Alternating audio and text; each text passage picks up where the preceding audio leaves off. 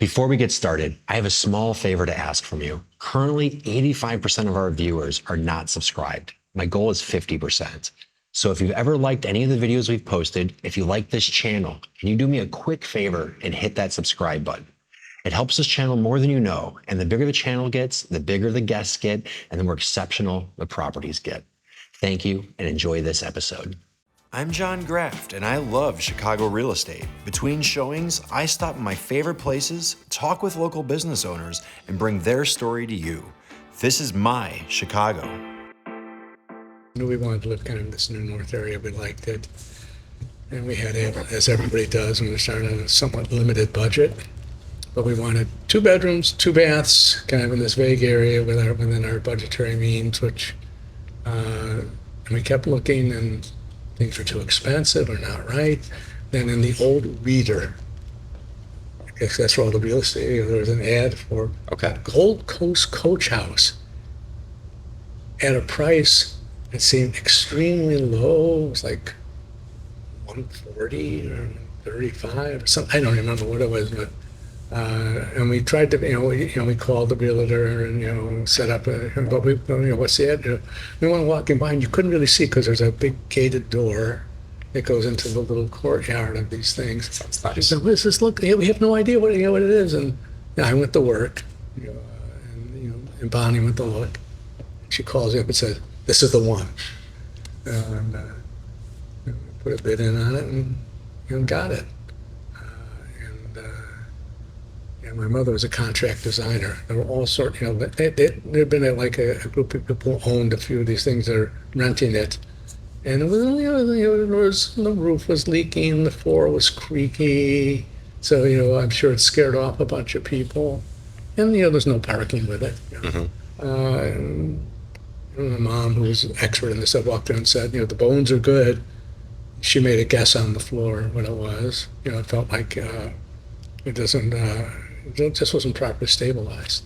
And so we figured out that it was a deck floor built up because it had been, this is called Newbury Mews. There had been horse stables there at some time way back. Okay.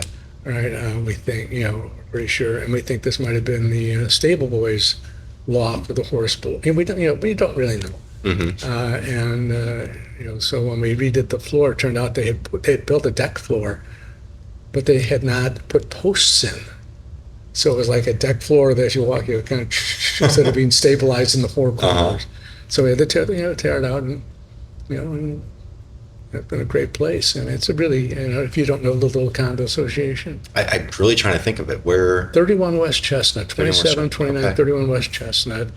Little blue coach houses there. Nobody knows what it is. Okay. But if you walk by, it's really cool. They're all 1891 brick thing. And every unit's a little bit different. Ours is about 1,300 square feet, 2 floors, 2 bedrooms, 2.5 baths. Really Perfect nice amount of space. Yeah, really nice interior design. It was great for having 1 kid. It would have been tight with 2. Mm-hmm. With that, but I'm still there. It's just a great street. Yes, it is. It's just a great. That's my favorite section of Chicago. Yeah. Let's see if I can find it. How did you get involved with the Drucker Center? With the Menomonee Club. The Menomonee Club. Okay, so what's the difference between the two? there is no difference. This Okay. is one of our 2 buildings. Okay. The Menomonee Club is the organization. Got it. We have our Old Time Clubhouse, which is in Old Town, Mhm. and our Drucker Center. Those are Okay. our 2 buildings. So it's the Menomonee Club Drucker Center. Okay. But it's much easier for people to identify it as Drucker Center. Menomonee is harder to pronounce. Yeah, yeah. And the Menomonee Club has never been on Menomonee. It's on the corner of North Park and Willow. And when I met some of the old-time people who had been with us, nobody knew why it was called the Menomonee Club. And I always have mused, it was a cooler name than Willow Club. Totally. You Yes. know, and such, so. And what is it? It started out in 1946. After World War II, the parents wanted an off-the-street place for the kids in the neighborhood. And it started in a loose-knit group of neighborhood clubs And Menomonee Club originally started with some boxing in somebody's basement, almost like an old Spencer Tracy movie. Okay. And evolved into a drop-in place and some activities over the years, always evolving as the community changed. I got there in 1987. I had last worked for the Jewish community centers. I was at the Heller JCC on Melrose, and I ran their summer camps and all their sports programs. And That's east on Melrose, right? yeah, Uh-huh. yeah. I worked there, and a mom said to me, have you ever heard the Menomonee Club? They're looking for someone. I went, yes, I had heard of it. I think I'd been up there once when I was a kid to some sort of birthday party when I was maybe 6 or 7, right? That type of thing. And called up the Menomonee Club and talked to them and set up an interview, came down, got hired. And again, the club was in evolution time. This was around, 1987. The year my son was born is the year I started the Menomonee Club. And they needed someone to run programs and kind of fill all the gaps in the community. And the community then, the Park District, which is very active in the community now, was not then. And there weren't things like AYSO or all these independent, youth sports programs. So we filled all the natural gaps. Little, youth baseball leagues, youth flag football leagues, youth basketball leagues. And that was really our bread and butter, big programming, and we kept growing. And we had our little clubhouse, but of course we had no gym, or we used park permits. So we rented a church gym up on Belmont. I think it's Third Presbyterian Church. I don't know, up there. They have a little second floor church gym we used. Okay. There, and then we tried to find other spaces as you could, and we just kept growing. From, I think when I got to the club, it was about 70 to 100 kids, which I thought was a nice sized program. Mm-hmm. And, we grew over 1,000 kids. You're over 1,000 now? Oh, look, you're here at the start of the day. So if you take individual usages in a year, yeah, it'd be several thousand. Like you kids, adults, if you take each individuals coming through the door, we're open 8 in the morning to 11 at night, 7 days a week.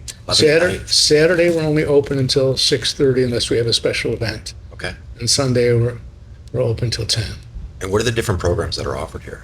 Oh my gosh, the variety is from the basic kids programs that you would find, of the dance, theater, sports of kids, and then the more boutique programs I would call like the fencing and more niche programs. We have one of the country's best judo programs. Okay. With that, and again, we've had junior national champions out of that program, and that's been a staple of the club for years.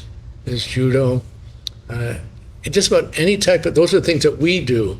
But since we function as a community center, we have over 80 separate, regular, individual program partners, we call them.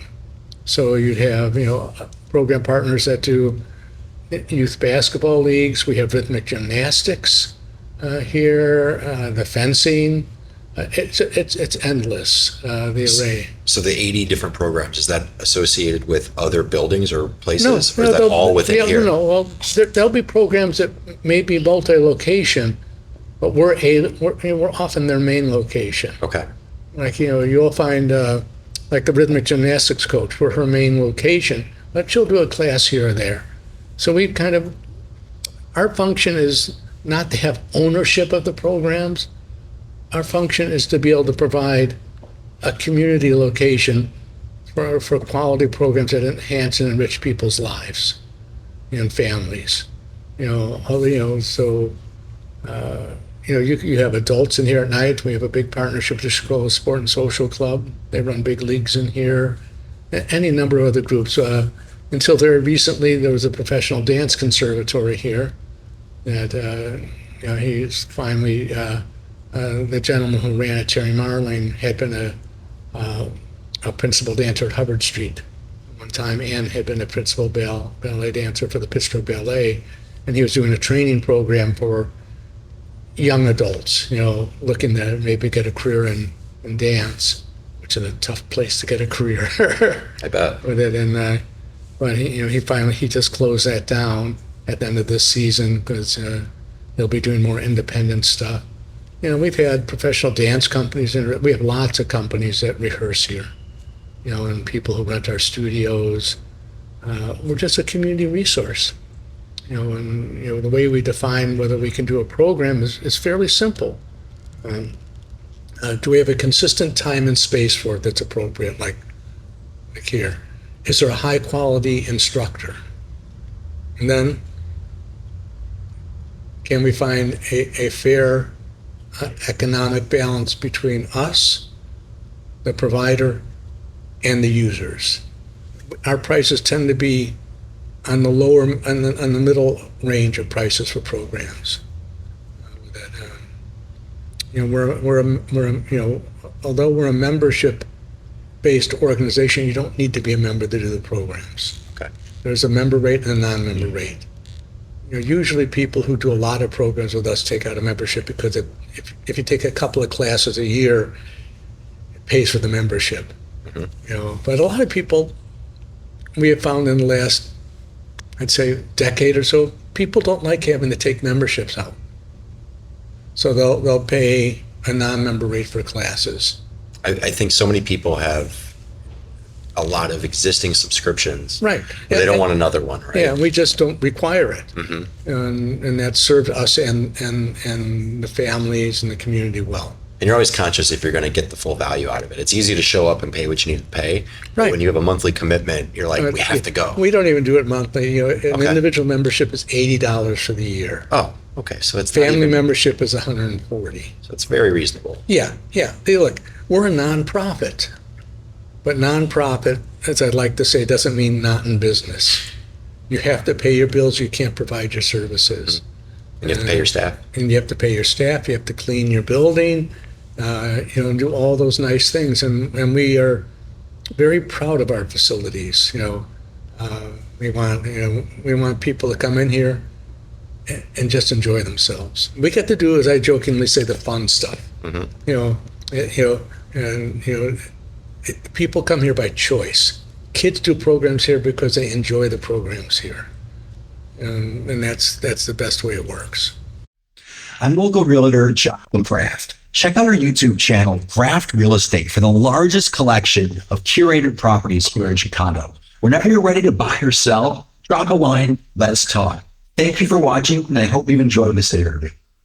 I think this is such a great location, and this building is very big and substantial.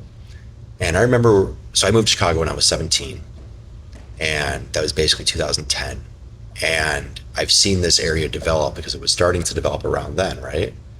And I think some things have developed well, some things have developed okay, but this seems like a perfect location. How did you decide on this, or how was this decision made? Well, the Menomonee Club has always been, a nonprofit.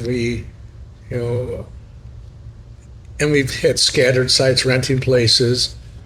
And one day, a gentleman, Fred Drucker, who had a child in the program, approached us and said, "How would you like a gym?" That's so great. And I said, "Well, we rent gyms." He said, "No, own." I said, "What are you talking about?" And his family, he and his brother, had started a family foundation, and they wanted they needed to give away money quickly. Okay. So they needed shovel-ready projects, and we were told to start looking for a facility that our donation could be up to $5 million. But they basically, if we found a facility, they would determine whether it's one that they would buy the bones of. So we started looking. Or rather, I started looking with one of our board members, a real estate guy, Mm-hmm. Rick Perlman. I don't know if you know Rick. Mm-hmm. He's probably retired. And one of our club parents heard that we were looking, and they owned the building.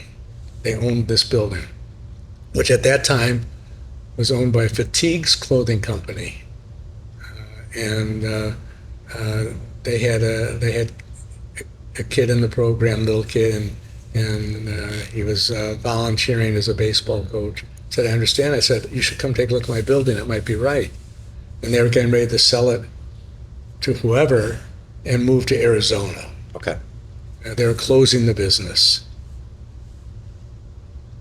with that. And I came to look at it with one of my board members who was an architect with our measuring tape. You have a good board. Yeah, I have a great board. I have a great board with my measuring tape because we had a pro forma which said, 2 gyms, this, and this, and this, and this. We were looking for 60 parking spaces, but and within the range. And we walked in here, and if you looked at the gyms, this was just a big warehouse, Okay. clothing warehouse. It has such a cool feeling to it. You Yeah. can tell it was that. And the front end there, going to that garage door, was 𝗙𝗥𝗢𝗣𝗥𝗧𝗨𝗥𝗘𝗏 factory store, or outlet store. And we measured it. Said, yeah, this could work. He talked about the price. We looked at our pro forma and figured out how we could work it out, because instead of having a high school gym that cut the curtain in half, right, we had our 2 end-to-end gyms there. We figured out we could do that, and we could put that viewing stand in the middle, which you could see the gyms from for viewing for Okay. parents, because you had 40 feet, not a basketball court is 50 feet wide and usually have 5 feet of safety on either side. Okay. So we only had 40 feet, but you had the full lengths, because it opened with a garage door coming in. It was just a big warehouse. And went to the went to the board. We said, this is the one, and went to the Trucker Foundation. And they backed it. The deal was made, and they bought the building for us. But of course, needed an enormous build out. So it was the building cost about $5 million. That was from Drucker. But then we had the fundraise for the interior build out, which was about $2.5 million. Wow. Okay. Yeah. And And that was all raised. we got really close. Yeah. And eventually, and we have no debt on this building at all. It's We got beautiful. very, very, very close to the initial number, as that number comes, but still is. And started doing programs and paid off the rest of it, by planning to pay down some every year, which we did, and have no debt on, we have no debt on this building. We own our little clubhouse free and clear, which I think was bought in 1950 for about $10,000. The Menomonee Club. Yeah, the little clubhouse, yeah. And we built this out and just started it was a different endeavor, because we had just been kind of an after-school hours facility, and suddenly we were a full community center, and you can do spreadsheets all you want, and you can guess on what programs will fill. And then we opened up, and over the years, it has evolved into having programs like the fencing, the rhythmic gymnastics, the judo was with us and still is with us, and just all sorts of things. And we feel very, very fortunate. And I get to see now occasionally kids coming through the building who are adults with their own kids coming to our programs, because I've been here 35 years. It's amazing. Yeah, that is, it brings tears to my eyes, and to see that. And I have the same thing going on now. My son has a 4-year-old daughter who did her birthday party here, and get to do those types of things. So, yeah, it's big. We love what we do, and we love what we bring to the community, and having every variety of people here. We have the full range of Chicago demographics in our building, just the complete range. We have a big partnership with the Noble schools. They have Noble Academy about a block away, but they don't have a gym. They use our gyms. That school doesn't have a gym. It's a big school. Yeah, they don't have a gym. No kidding. The Noble Academy, no. And so they come in here and they practice with some teams 6:30 to 8, and then one of the other Noble schools comes over and does a lot of 3:30 to 5:30 types of practice. And that's a service we can provide. That it's a lot cheaper to rent from us than to build your own gym. Absolutely. You just use the time you need, and just every type of use you can imagine. If you can think of a kids program or a family program, we've probably had it here at some time. And just as I say, it's just a matter of if you can do it and you have quality, well, and kids want it, parents and kids, families want to come, then you're here. The fencing program's been with me about a dozen years. Judo's been here with us forever. We pride ourselves on long-term relationships. Like in here today, you have in the gym retroactive sports camp, which is a kind of a multi-purpose, old-timey sports camp that's been with us for years. We have another section of the building. You've got 2 stories over here where we used to rent it all. Now we have Luft Balloons renting 1 floor. But the second floor we're using for programs. Luft balloons? Luft Balloons. Yeah. They rent about 4,500 square feet on the first floor. Then there's a second floor that used to have a school in it. School bought a property downtown. And the second floor right now we use for programs. So Stages Theater Camp is up there in the summer. And I think they're doing Encanto. No, they're doing Wicked this week. For the different programs that you have, is it an organization that comes to you that typically champions it, or is it an individual that has a passion for it? Either way. Mm-hmm. Either way. Sometimes one of our parents comes to us and said, hey, I know this program, and I'll say, have them reach out to us. If most of the programs that I was interested in, and we've been in here since 2004, we've already reached, if there are any that I wanted, we reached out to long ago. So what we find is that they approach us, or we'll be given a name and we'll do a follow-up with them. Just, hey, so-and-so, if you're interested, then you start the process. And it can be as simple as one meeting like this, or it can go over a long period of time. They get people in here, but, we just like nice programs. I like to say, nice people doing nice things. That's great. Yeah. Being a nonprofit, what type of struggles or what type of difficulties do you face having an organization like this? Well, the illusion, because you have a building and that you have successful programs, is that you have no needs. And all not-for-profits, particularly with the pandemic, we lost a lot of them. Always struggle to meet budgets. And so the biggest struggle is always, and I'm very proud to say that I've been with the club 35 years, and we have no debt. We run more programs than ever before.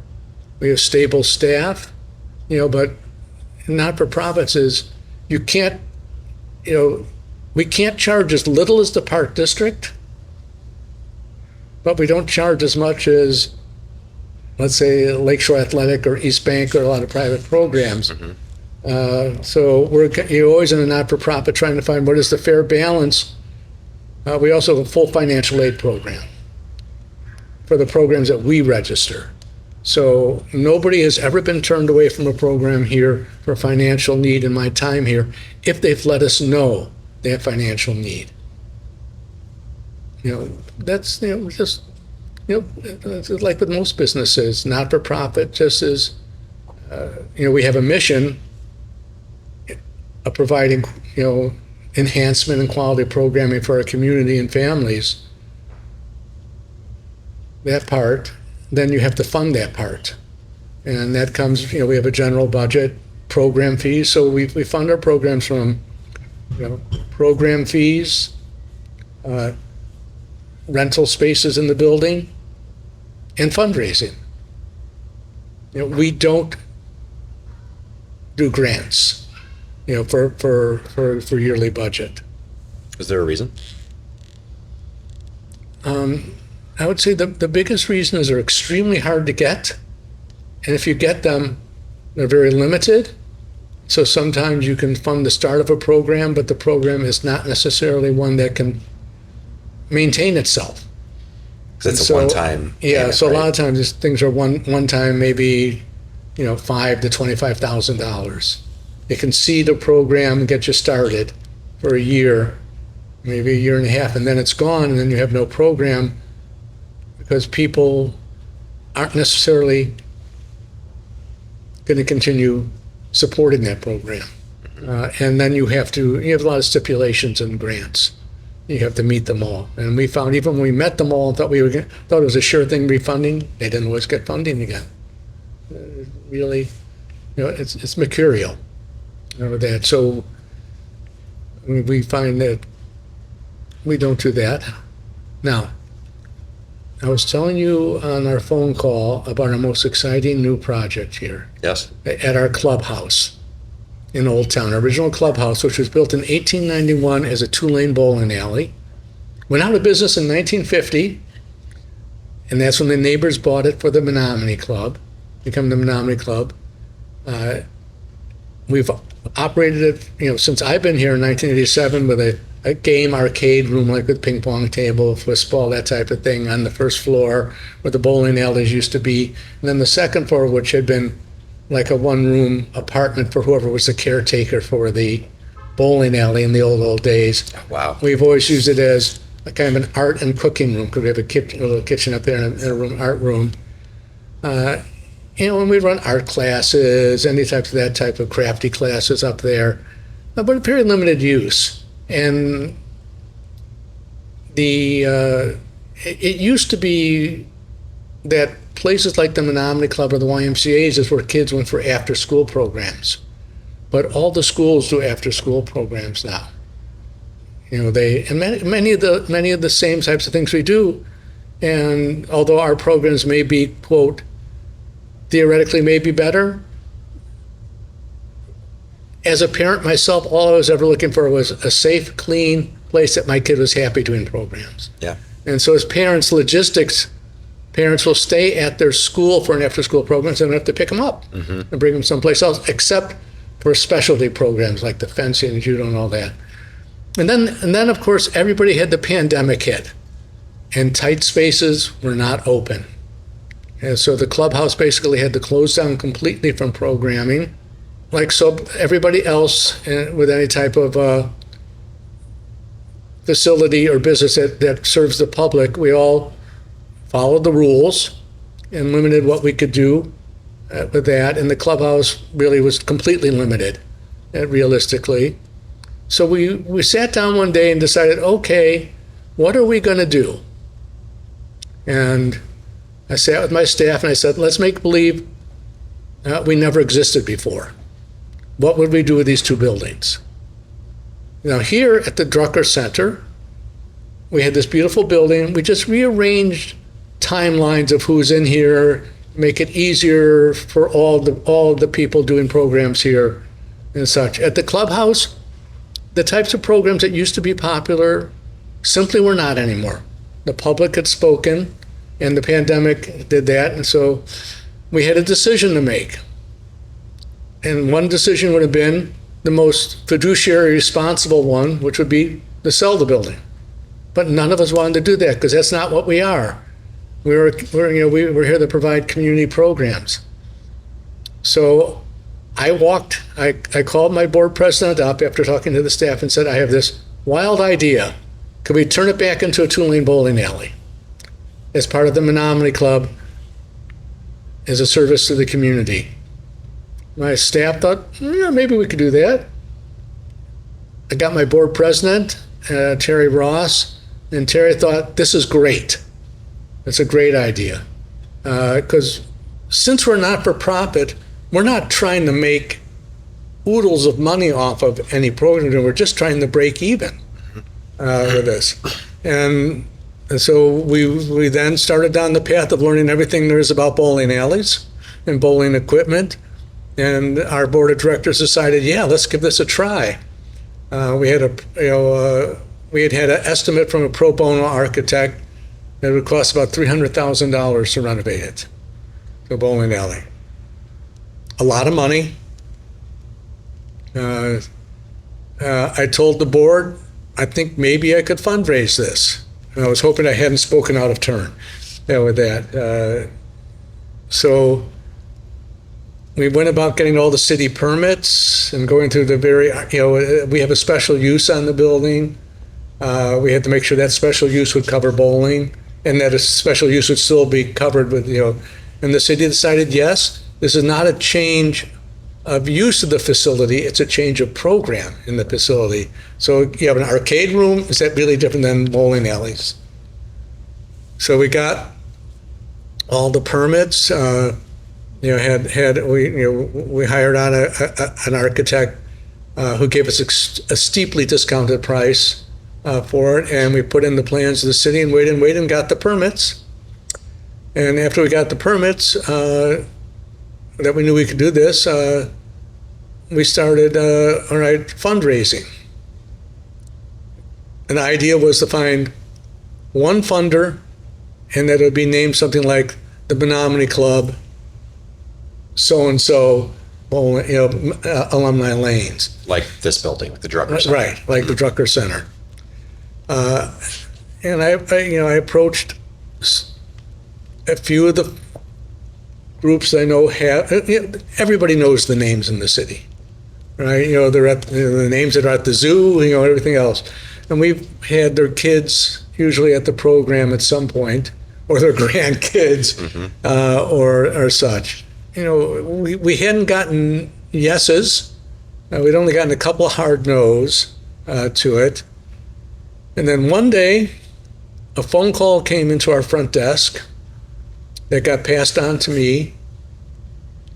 And there was a nice person on the phone saying, how do you do funding for your programs?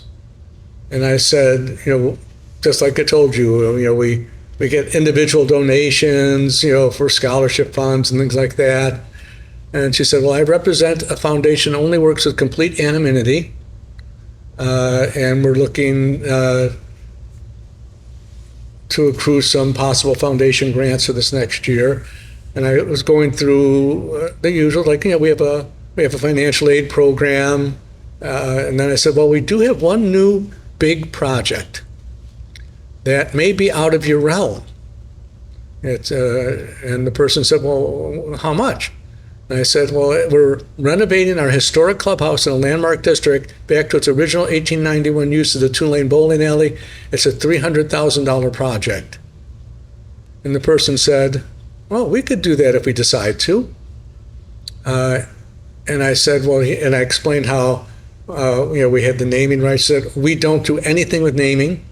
We do complete anonymity. And I said, we're glad to have that.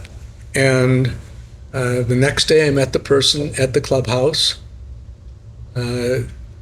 walked through all of this. They explained what categorization they'd have to put us in, health and, and services and exercise, and started the process, and then was officially invited to give a proposal to this foundation. And we did a proposal. This person helped us make it more finite for the foundation. And in February of this last year, they had their foundation meeting. I don't know where, I don't know who. And we were told they were funding it for the full $300,000. And a few weeks later, a check came, which we put in the bank and thanked them unbelievably, but we are not allowed to say who they are.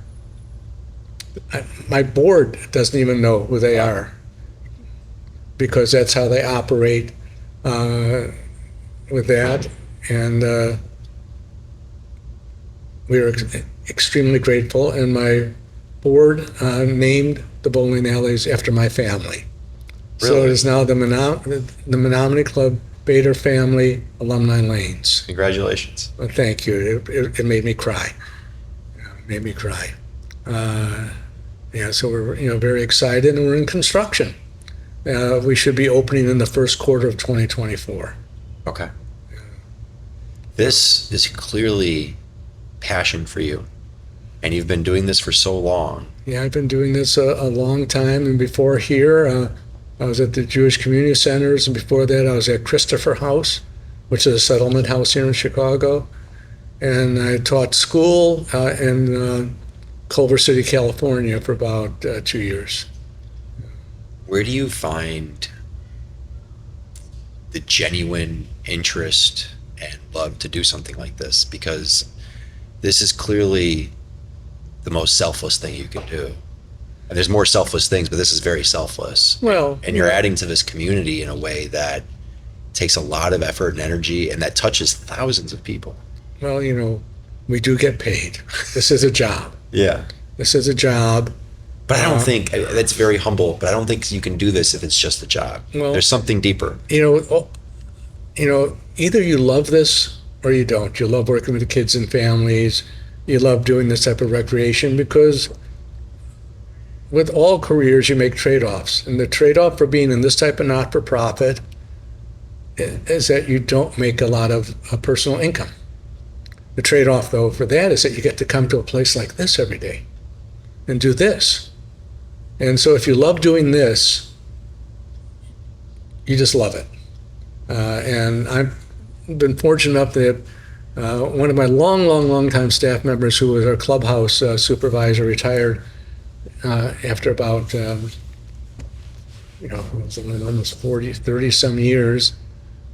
She retired. I have my administrative director is about 20 years. My program director is about 26 years. We have a lot of long-time staff. We're all the same. It's a special place to be if this is your thing.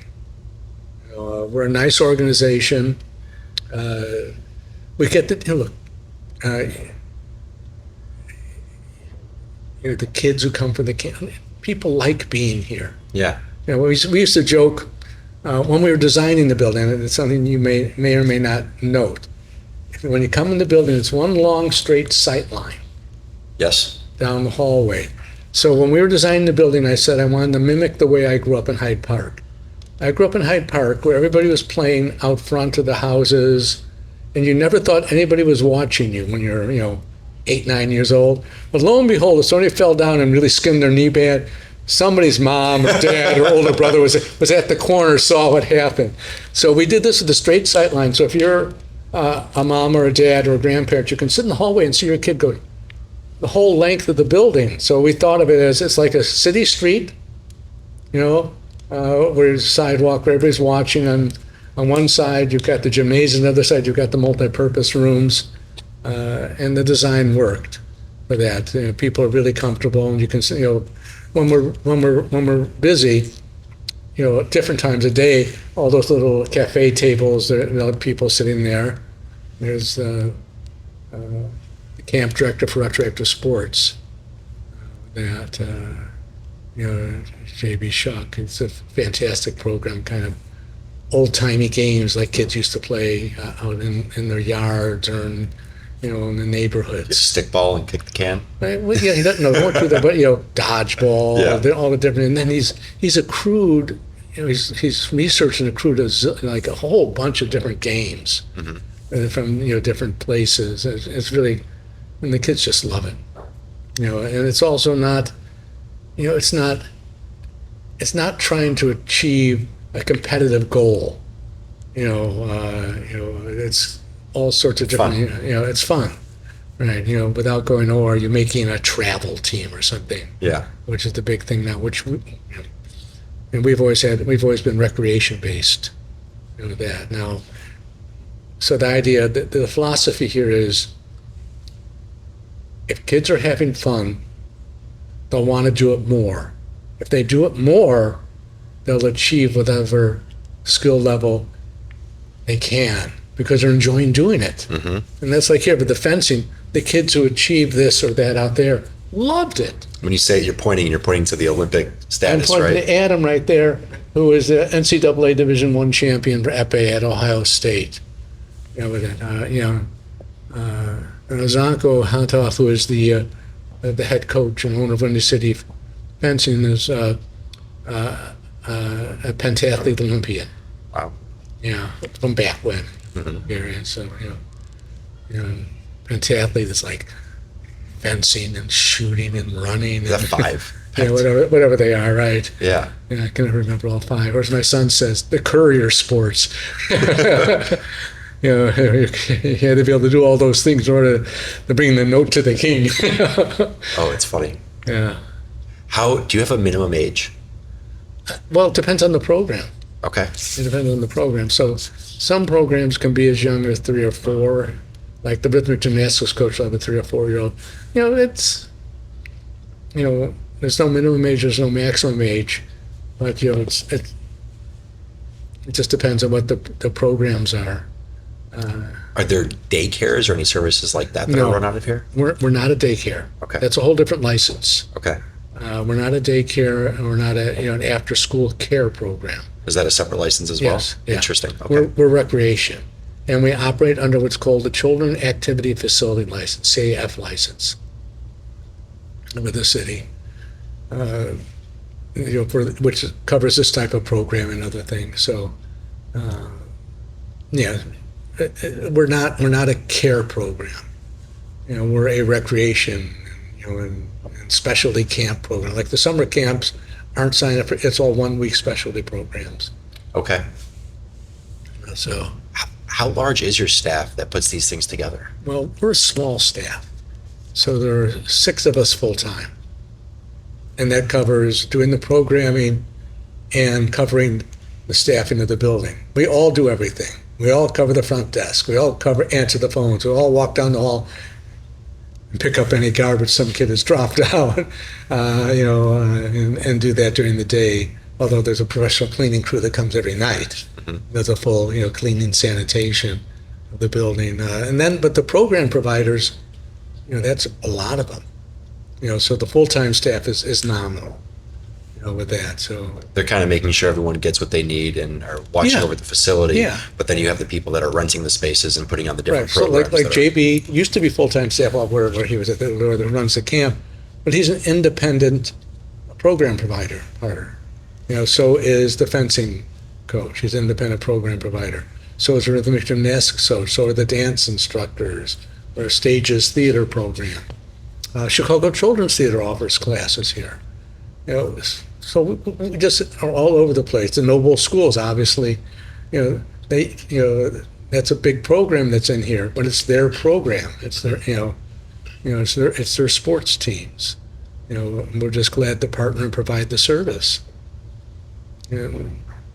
So it's just all over the board. You'll have people coming in and do, one-time 1-hour rentals with dance classes or, gym rentals, basketball clinics, or we have the large block programs, that are here with us, that are program partners, and everybody is equal. All we ask is you come in and treat us like your home, but better. And we have really nice people coming into this building. We've been very, very, very lucky. Now we are I should also state that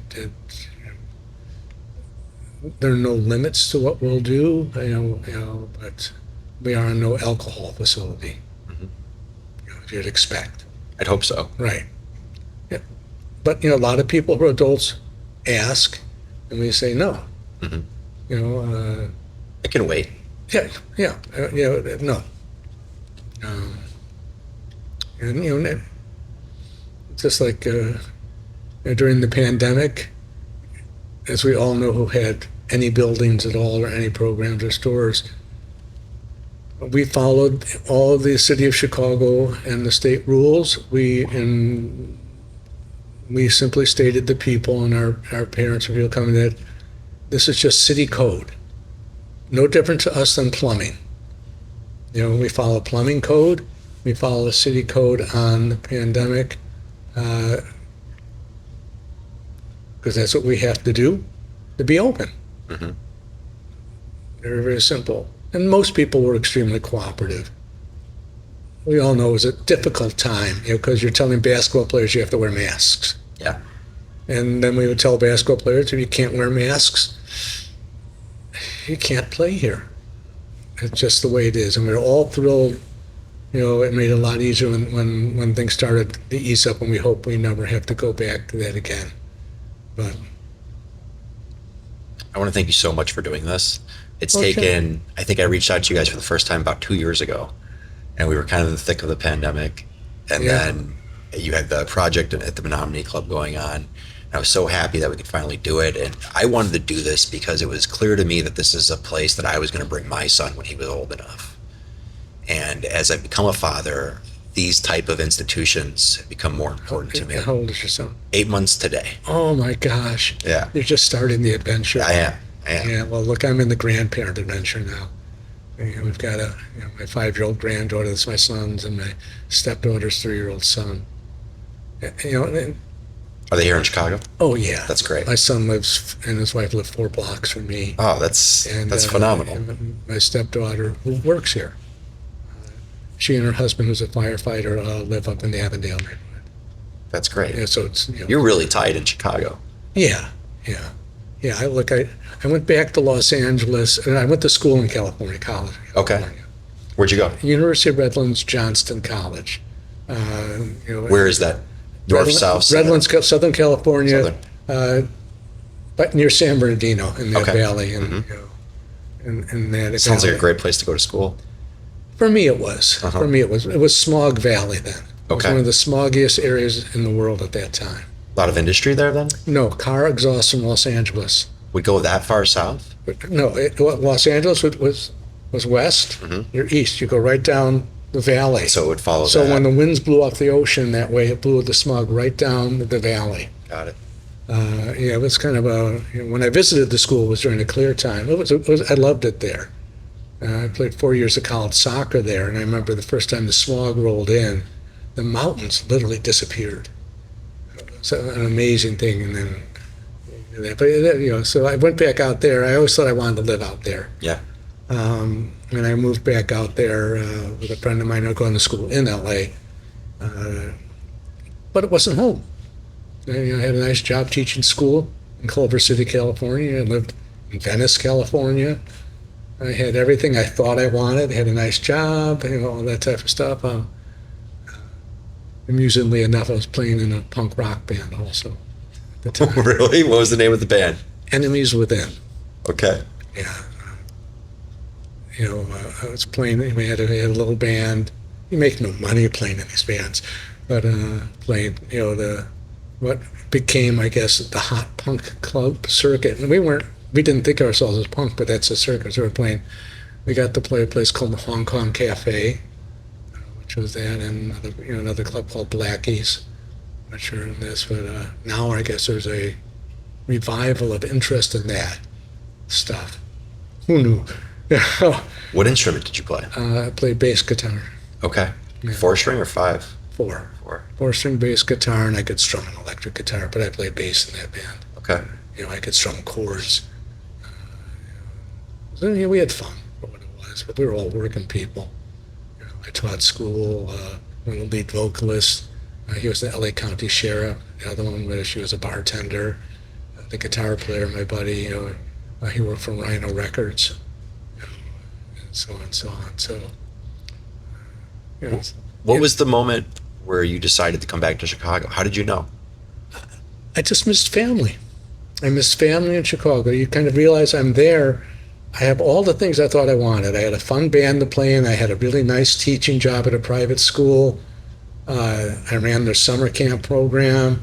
I had a little, I shared a typical LA little 2-bedroom, 1-bath apartment in Venice, 5 blocks from the ocean.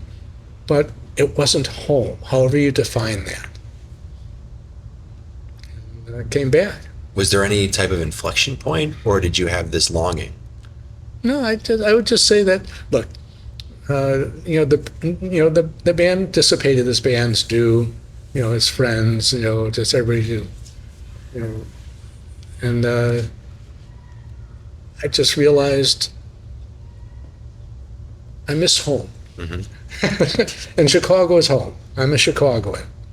I'm glad I tried it, but I came back, and I had, my friends were still here, and my family here, and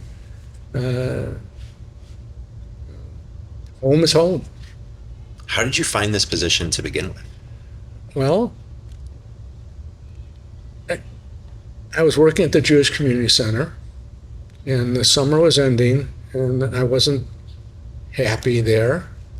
And one of the parents said the Menomonee Club is looking for someone in the summer, and gave me a phone number. And I called up the Menomonee Club and talked to a woman named Carol Spreitzer, who was the director, and a woman named Gwen Lee, who was president of the board. And they said, "Come on in, we've heard of you." I was being recommended by parents. They're looking for someone. I didn't know that. And I came down to Old Town and walked into the Menomonee Club after getting lost in a 90-degree heat day in the one-way streets of Old Town, and got there sweating. Walked in, met Gwen and met Carol, and Carol had her 4 pug dogs under her desk. And we talked, and they offered me the position of what was called recreational coordinator. They really had no idea what that position was. They just needed someone to run programs. Mm-hmm. I accepted and started, I think, about a week later after leaving the JCCs, and been here ever since. I can't stop thinking that you said you were in a punk band, and because you have the most calm demeanor. Well, I played mostly in Chicago. We played the folk scene, different band in Chicago. The whole Lincoln Avenue scene of that time of the 70s. So I was in a folk band called Steps in Flight that played the Lincoln Avenue folk scene. We played the clubs like Orphans, Somebody Else's Troubles, Holsteins. We had a regular gig at the Bulls, which was right in Lincoln Park West there, the basement club. And played, that's it, mainly what I played bass and a little bit of strumming guitar with that, and had a lot of fun with that. But that, like all bands, goes its separate ways.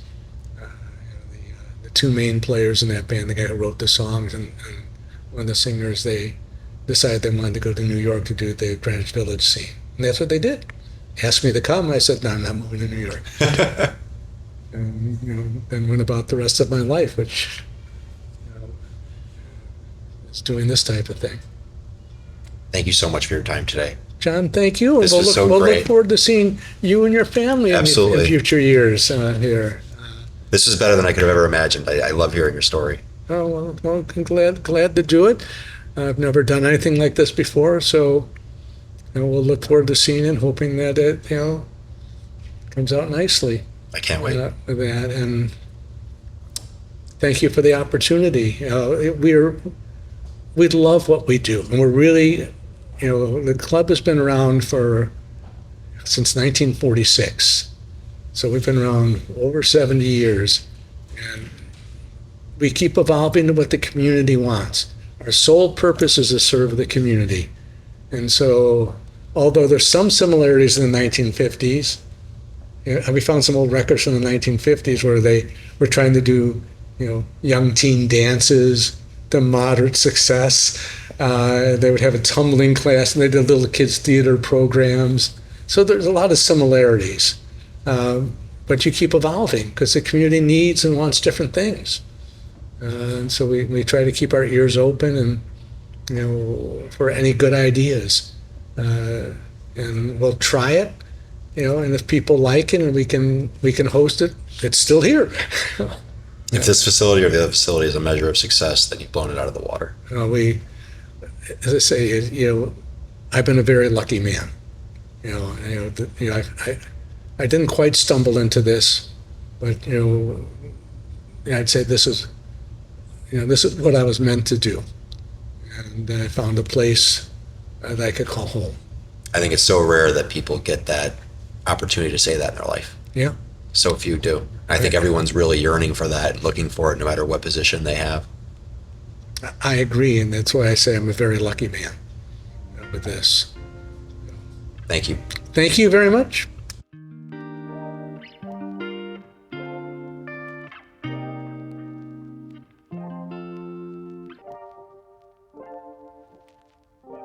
If you want to watch another My Chicago podcast, click here.